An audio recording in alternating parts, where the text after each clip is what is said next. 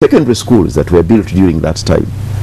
I think the fault lines of Obote 1 was the failure to transform a neo-colonial state into a truly independent state in which there could be governance. Now, at the time, there was the whole one-party states, and I think that the fault lines of Obote had this, instead of considering how do you actually build a consensus as a country, and he had made strides. It was very challenging.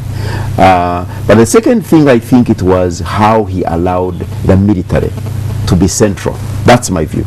The rise of Idi Amin really can be blamed on Obote, because he kept him even when Idi Amin had been known to have done certain criminal things.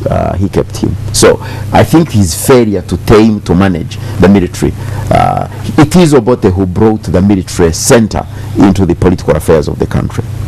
As for Idi Amin, the story is out there. Yeah, let's not even discuss. Crazy one. However, the interesting thing about the Idi Amin era, for example, he had the Minister of Education during the Idi Amin. I remember this because I was in secondary school. Barnabas Kiria was actually possibly one of the best ministers education has ever had. Even then, so Idi Amin had some people on his team who actually did some good work. As for Idi Amin, he was a warrior. He was he was really. Let's not even describe him. Okay. Lots of people who died. No, let's fast forward because these are the people who had the longest period. Obote 2 was impossible. Why? Because you had a war raging in the center. People keep evaluating Obote 2, and sadly, I mean, people who know him, he had taken to a lot of alcohol. I'm told Obote would be drunk 11 o'clock, in the morning, and his team of managers, and of course there was a war going on. But again, the center stage for the management of political affairs was the military. You remember Oito Joke, you have read about these things. Fast forward to Museveni, the situation hasn't changed. The military is still center stage. And I think let's think through that. The military is still center stage. Yoweri Museveni still presents himself as a military general. When there are difficulties, have you noticed, he puts on military fatigues. And now he is even being much more blatant about it. He's bringing military generals into cabinet. The first one was General Tafira, I think, who stayed much longer. But now colleagues have joined him. You have a major in charge of education. You have a retired major in charge of education. You now have a serving general in charge of the so the idea that you have actually had the military, and what my friends were saying, the expenditure in defense continues to go up and up and up. So the military, let's be honest, it's a huge factor. It's actually critical. The problem is we were lied to. We thought we have a civilian government, but actually we have a military government, and that's, I think, what we need to know. And I think your idea is interesting.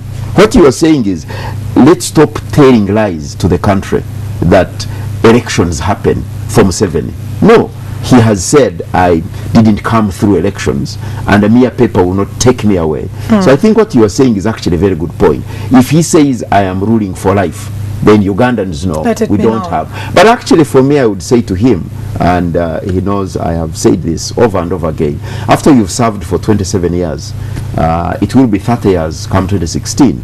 Honestly, you've done what you could have done. You're only a human being. You succeeded in some things. You failed in other things.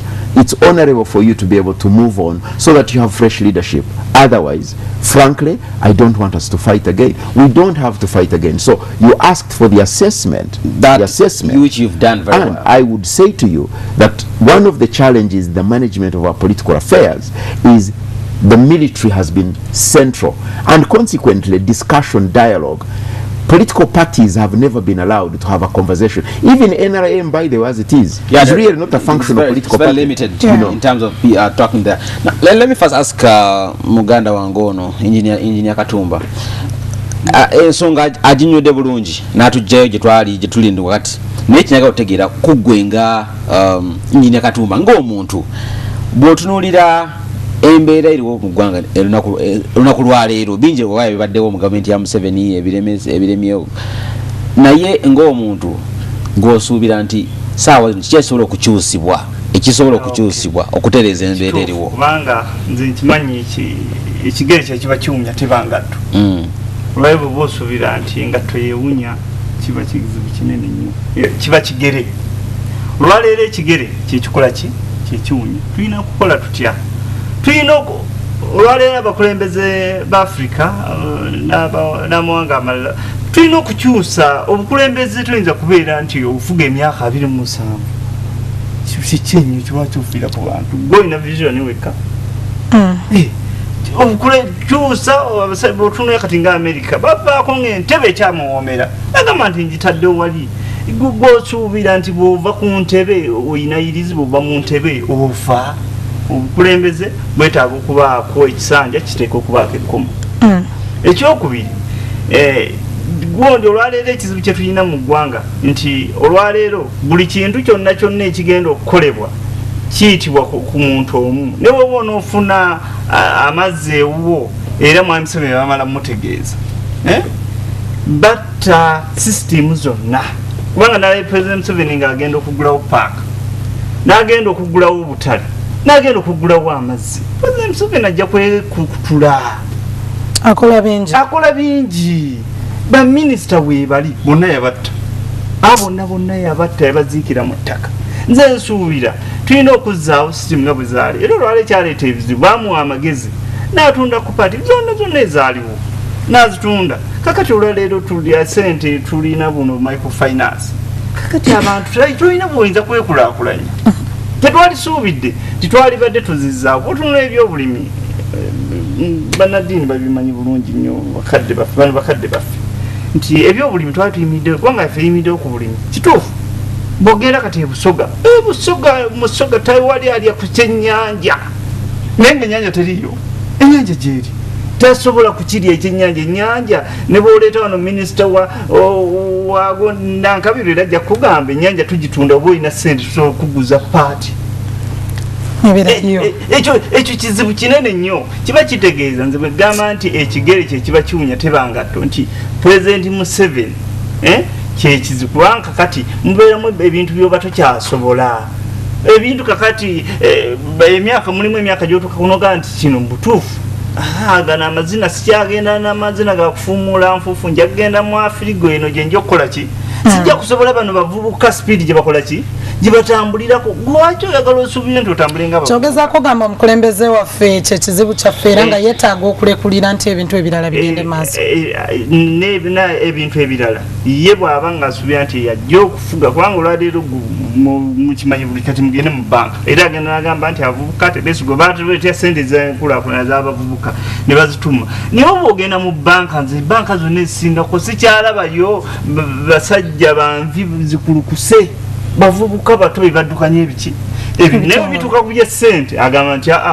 takwesiga sente bw'aba nagenda nazo atambulira nazo mu bikapu ekyo eggwanga liba linatambulabesiga nti nemuli baminisita be kakati nze nsuubira bwe tuba tunayagala ffenna okutambulira ewamu buli institution yonna eddemu ekole nga bwe zakolanga naye bwe ziraba tezizzeeyo kubanga nalaba bannaddiini bano baba bakubadda bwe yagendako eno emukono yali ali mu kuziika n'agamba nti mmwe bannaddiini mukole ogwammwe sijja kujja nze ku kituuti nduumire ntandike kulikinga ndiga mukole ogwammwe kakati n'omutumia ne bannaddiini nabo abakola ki abalima embiri ne President n'atera okubeera munnaddiini ngenda kuddira kansoke mbuuze omusajja wange ono omulala gavumenti zonna eziriwo fa baziyimirizaawo ng'abantu ba bulijjo naye ekizibu ekiriwo nti ennaku zino naffe abandiziyimirizaawo tuganya okufuna gye twekolerawo nga ffe buli kantu kantu tukakwasa gavumenti Ssemwanga njagala ombuulire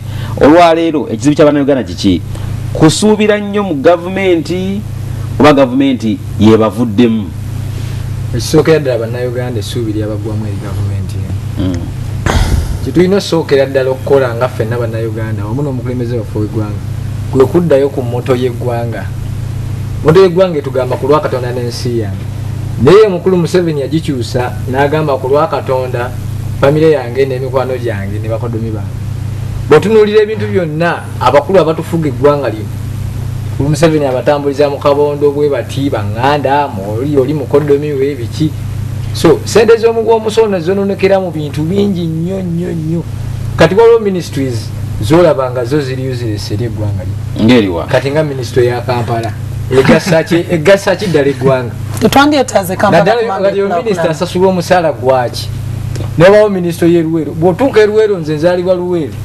n'obuwanga ndowooza obumu bukyali mu bibira naye nga waliwo minisita mulamba avunanyizibwa ku nsonga z'eruweero ezo sente eziweebwa abo baminisita ezo minisita zenkyasinza okulaba ziri useless eri eggwanga lya Mami Samwanga nsaba okuntangazaamuko ensonga ogamba ministry zennyini ze ziteetaagisa oba abazikolamu be batakoze kye balina kukola waliwo ebiteekebwawo nga tebyaliteekeddwawo nga which means nti mukulu Museveni addira omuntu oba bw'alaba nti oli mukwano gwange oba muganda wange ngenda muvaamu ne bafekingawo ministry kati nze njagala ombuulire ministry ya Kampala egasizaawo waddira noteekawo okulonda nokkiriza nti Lukwago alondebwe ne mukkiriza n'akakiiko k'ebyokulonda kewalondera mukulu Kibunde kalangira Lukwago ate nojja ozizikawo Lukwago nojja ozizikawo